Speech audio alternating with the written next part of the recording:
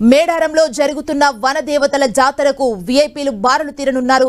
పలువురు రాజకీయ నేతలు, అధికారులు అమ్మవార్లను దర్శించుకుంటున్నారు. ఇక ఇవాళ మేడారంలో గద్దెలపైకి చేరిన సమ్మక్క, సారలమ్మ, పగిడిద్దరాజు, గోవిందరాజుల్ని చూసేందుకు వీఐపీలు తరలిరానున్నారు. తెలంగాణ గవర్నర్ తమిళిసై సౌందరరాజన్, ముఖ్యమంత్రి రేవంత్ రెడ్డి ఇవాళ మేడారంలో అమ్మవార్లను దర్శించుకోనున్నారు.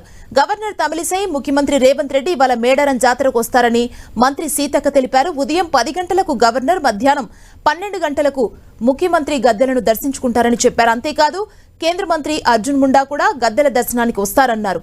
రేవంత్ రెడ్డి గత సంవత్సరం ఫిబ్రవరిలో పీసీసీ అధ్యక్షుని హోదాలో మేడారం వచ్చి అమ్మవార్లను దర్శించుకున్నారు. అక్కడి నుంచి హాత్ సే హాత్ జోడో యాత్ర ప్రారంభించారు. ఇప్పుడు ముఖ్యమంత్రి హోదాలో రానున్నారు. ప్రముఖుల రాక దృష్ట్యా పోలీసులు భద్రతను కట్టుదిట్టం చేశారు.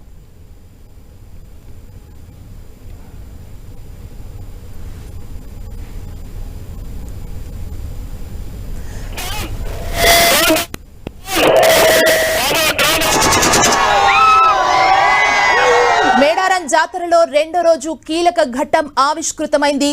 వరాల తల్లి సమ్మక్క వనం వీడి జనం మధ్యకొచ్చింది.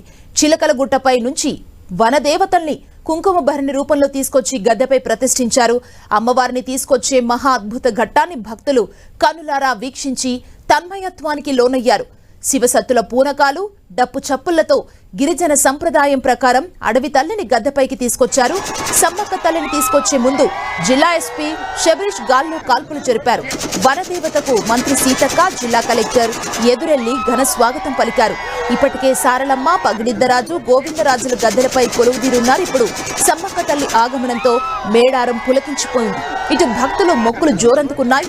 భక్తులు ఎత్తు బంగారం సమర్పించి చల్లంగా దీవించు తల్లి అంటూ వేడుకుంటున్నారు. మేడారం వనం జనసంద్రమైంది. పల్లె పట్నమన్న తేడా లేకుండా జనమంతా వనం బాట పట్టారు. అడవి తల్లులను దర్శించుకుంటున్నారు. మేడారంలో ఏ చెట్టు చూసినా, ఏ గట్టు చూసినా జనమే జనం. మొన్నటి వరకు కీకరారణ్యంగా ఉన్న మేడారం ఒక్కసారిగా జనారణ్యంగా మారిపోయింది.